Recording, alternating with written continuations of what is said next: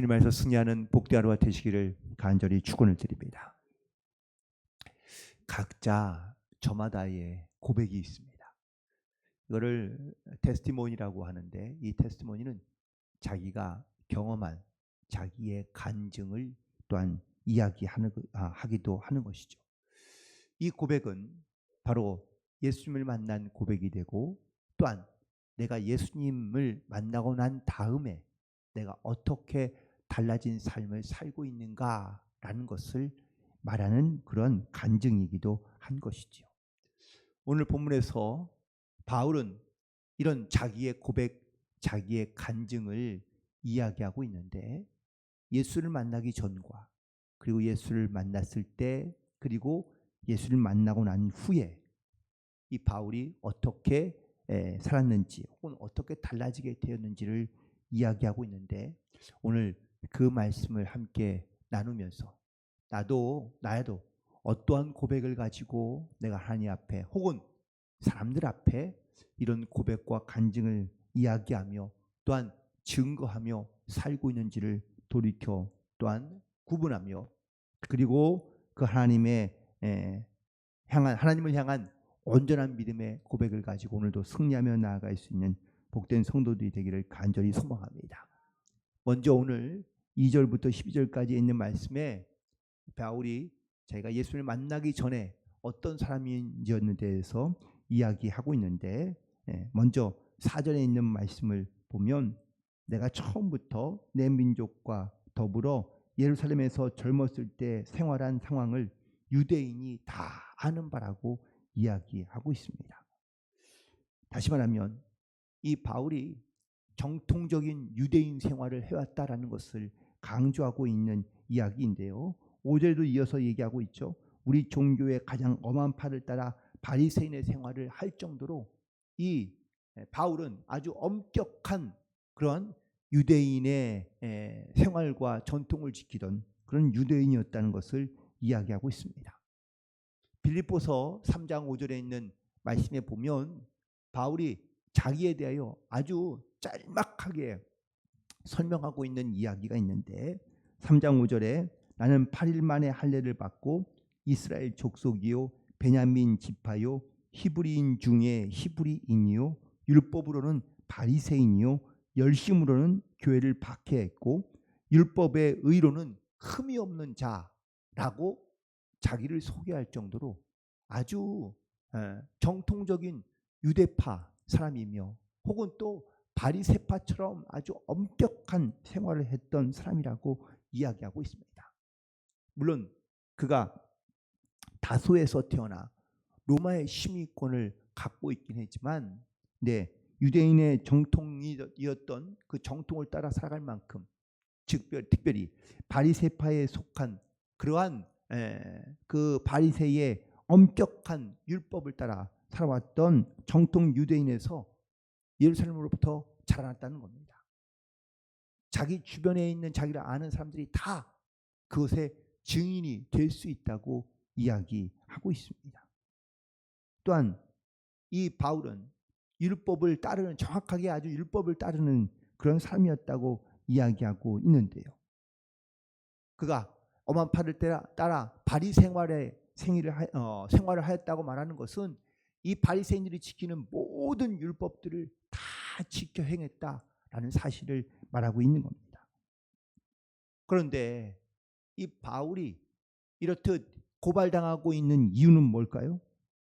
24장 5절과 6절에 있는 말에 이 대제사장이었던 아나니아가 이 바울을 고백할 때 이렇게 고백했습니다. 이 사람은 전염병과 같은 자라. 천하에 흩어진 유대인을 다 소유하게 하는 자요 나사렛 이단의 우두머리라. 그가 또 성전을 더럽게 한다라는 이유로 이 바울을 고발했습니다.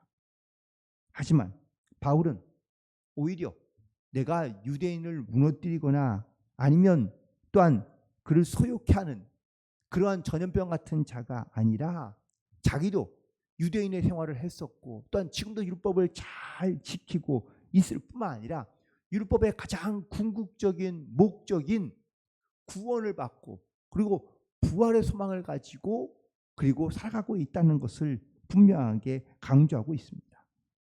특별히 8절에 있는 말씀을 보시기 바랍니다.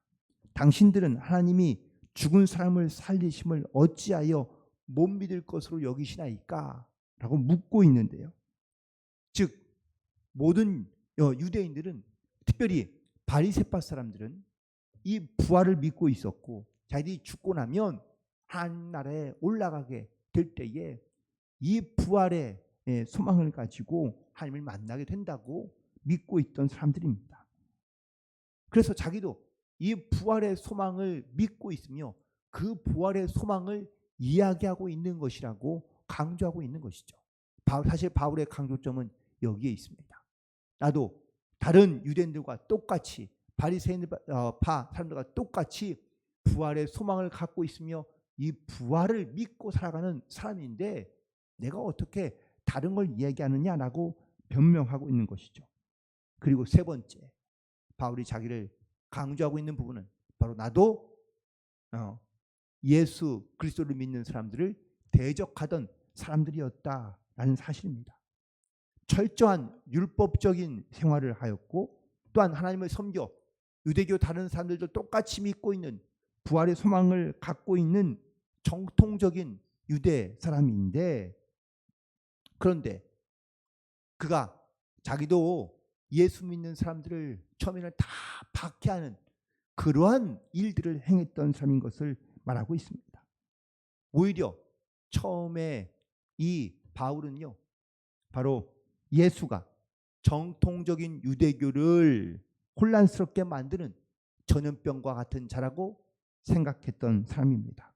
그래서 본인 스스로가 대제사장들을 찾아가서 그들에게 권한을 요청하여 그 권한을 받아가지고 예수를 믿는 사람들을 붙잡아다 감옥에 가두기도 했고, 심지어 이 바울은 고문하며 또한 그들을 죽이는데 앞장섰던 사람이었다는 것이죠. 우리가 잘 아는 것처럼 스데반이 죽을 때 그는 그 스데반의 죽음을 당연한 것으로 여겼던 사람이라고 사도행전 8장 1절에서 말씀하고 있습니다. 이처럼 그는 정통 유대교의 소망과 믿음에 사로잡혀 있었고, 또한 누구보다 예수 믿는 사람들을 박해했던 대적자로서 그는 많은 자기의 동료들과 또한 많은 친구들이 자기의 증인이 될 수 있다고 당당하게 얘기했던 것이죠. 그런데 이랬던 바울이 예수 믿는 사람들을 붙잡기 위하여 먼 도시인 다메섹까지 가게 됩니다. 그런데 거기에서 빛을 보고 쓰러지게 되죠. 오늘 본문 13절부터 18절까지에 있는 말씀인데, 이 바울이 자기의 예수님을 만났던 때를 사건을 사도행전에서 총 3번이나 기록되어져 있습니다. 9장에도 나오고 22장에도 나오고 오늘 26장에도 나오는데, 이 22장과 26장에 오늘 본문에 나오는 말씀은 자기를 변명하는 말씀이긴 하지만 자기가 경험한 것을 증거하는 자기의 고백이기도 합니다. 그런데 여기에서 보면 이 말씀을 다 종합해 보면 결국은 이런 말이 됩니다. 바울과 함께 동행하던 사람들이 있었고, 그리고 바울이 다메섹에 이르렀을 때에 한 빛을 보게 되고, 그리고 하늘에서 나는 큰 음성을 듣게 됩니다. 그런데 9장에서는 사람들이 소리만 듣고 빛은 보지 못했다라고 기록하고 있고, 22장에서는 빛은 보면서 내게 하시는 말씀은 듣지 못했다라고 이렇게 얘기하는데, 동행하는 사람들이 다시 말하면 빛을 보거나 소리를 들었지만, 하지만 그 사람들이 다 바울처럼 깨닫지는 못하고 또한 하나님의 음성을 온전한 소리는 듣지 못했다라는 사실이죠. 그런데 하나님께서 바울에게 주신 말씀은 놀랍도록 바울에게 너무 직접적인 말씀을 주고 계십니다. 오늘 본문 14절에 있는 말씀 보시기 바랍니다. 사울아 사울아 내가 어찌하여 나를 박해하느냐, 가시체를 뒷발질하기가 내게 고생이니라 라고 말씀하십니다. 하나님께서 사울을 직접적으로 이름을 부르시고 그리고 하나님께서 이 사울에게 말씀하신 겁니다. 특별히 여기서 말하는 가시체는 바로 동물들을 올바른 길로 인도할 때 쓰는 그러한 막대기와 같습니다. 왜 시편 기자가 고백했듯이 주의 지팡이와 막대기, 이 막대기가 바로 이 가시체인데요. 가시가 돋쳐 있는 그러한 나무를 말하는 겁니다. 그래서 동물들이 다른 길로 갈 때마다 그 가시로 찔러주면 동물들이 그 길을 알고 다시 바른 길로 가게 하는 것이죠. 결국 하나님께서 이 바울을 부르시고 택하실 때에 가시체를 들어서 그가 잘못된 길로 가고 있는 것을 알려주시고 그리고 자기를 바른 길로 옳은 길로 가게 해주셨다라는 사실입니다. 바울이 이 예수님을 만났을 때 이 광채로 인하여 하나님의 음성을 들었을 때 그 음성은 자기가 그토록 증오하던 혹은 또 미워하던 싫어하던 그런 예수님이었다라는 사실을 고백하고 있는 겁니다. 그는 진짜 그들이 기다리던 하나님의 아들이었고 메시아였고 또한 자기들을 구원한 그런 구세주가 된다는 것을 믿음으로 고백하게 되었고 깨닫게 되었고 또한 그것을 지금 증거하고 있게 되었다고 말하는 겁니다. 마지막으로 바울이 예수를 만나고 난 다음에 완전히 달라지게 되었고 변화되었는데 그것은 바울에게 주신 하나님의 부르심을 따라 사명자가 되었다라는 사실입니다. 가장 큰 변화는 첫 번째는 바로 사울에서 바울이 된 것입니다.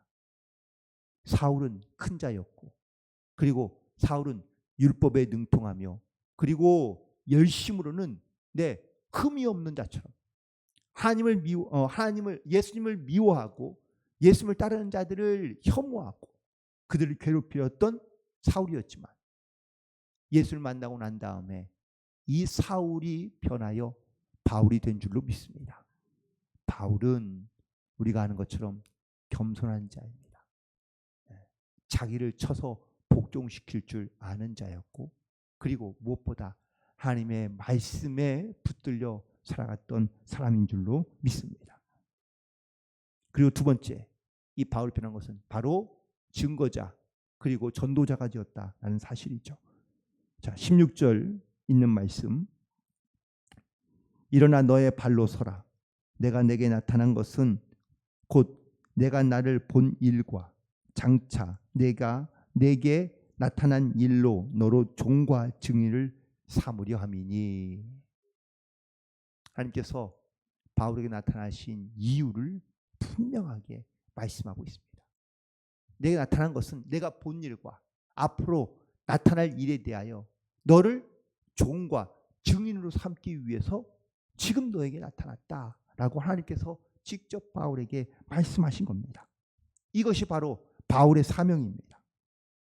바울이 자기의 사명을 끝까지 감당하기 위하여 어떠한 자세, 어떠한 마음을 가지고 이 사명을 감당했을까요? 사도행전 20장 24절에 있는 말씀을 한번 우리 오늘은 보도록 하겠습니다. 20장 24절로 말씀 돌아가서 우리 함께 읽겠습니다. 시작. 내가 달려갈 길과 주 예수께 받은 사명 곧 하나님의 은혜의 복음을 증언하는 일을 마치려 하면은 나의 생명조차 조금도 귀한 것으로 여기지 아니하노라. 아멘. 바울은 복음 전하는 일에 자기의 생명을 거는 것조차 그는 아까워하지 아니하고 조금도 귀한 것으로 여기지 아니하고 그 복음을 전하는 일에 그가 자기의 모든 것을 다 바쳐 일하게 되었다고 고백하고 있습니다. 바울이 어떻게 예수님을 증오하던 자에서 예수님을 증거하는 자로 바뀌게 되었습니까? 바울이 어떻게 세상에 있는 모든 부귀와 영화와 혹은 또 영광들을 다 내어버리고 오히려 핍박과 고난받는 그 어쩌면 정말 자기가 싫어하던 미워하던 그런 복음의 증인으로서 그가 살게 되었을까요? 예수를 증거함에 있어서 온갖 핍박과 그리고 심지어 죽음조차도 두려워하지 않는 자가 되었을까? 그건 바로 그가 부활하신 예수님을 만났기 때문인 줄 믿습니다. 그가 그토록 소망하며 또한 바라면 기대했던 죽음 이후에 부활한 그런 하나님 예수님의 모습을 그가 만나고 난 다음에 그는 더 이상 사울이 아니라 바울로 변하여 그는 복음을 증거함에 있어서 그는 자기의 생명을 조금 더 귀한 것으로 여기지 아니할 만큼 담대한 믿음을 가지고 복음의 증인으로 살아가게 된 줄로 믿습니다. 여러분에게는 어떤 고백이 있으십니까? 여러분에게는 어떤 간증을 가지고 살아가십니까? 우리가 다 각자 자기에게 주신 하나님의 은혜에 대한 그런 믿음의 고백이 있는 줄 믿습니다. 사울에서 바울만큼은 아니지만 그렇다고 내 이름이 달라진 것도 아니겠지만 하지만 예수를 믿기 전 그런 나와 예수를 믿고 난 다음 어렸을 때부터 믿었다면 적어도 내가 예수를 부활하신 예수를 만나고 난 다음에 완전히 새롭게 변화된 내 모습, 내 믿음의 고백이 우리 가운데 있어야 될 줄로 믿습니다. 예수님이 바울만 위해서 죽으신 것은 아니지 않습니까? 예수님이 바울을 위해서만 부활하시고 그리고 바울에게만 사명을 주신 것이 아닙니다. 우리를 위해 죽으시고 우리를 위해 부활하시고 또한 우리에게도 주님께서 사명을 주신 줄로 믿습니다. 그 사명을 감당하고 또한 그 안에서 우리의 신실한 믿음의 고백, 나의 간증을 통하여 우리가 예수님을 증거하는 삶을 살아가며 또한 이 땅 위에 주님의 영광과 은혜를 선포하며 나타내는 복된 성도들이 되기를 주님의 이름으로 간절히 축원을 드립니다. 기도하시겠습니다.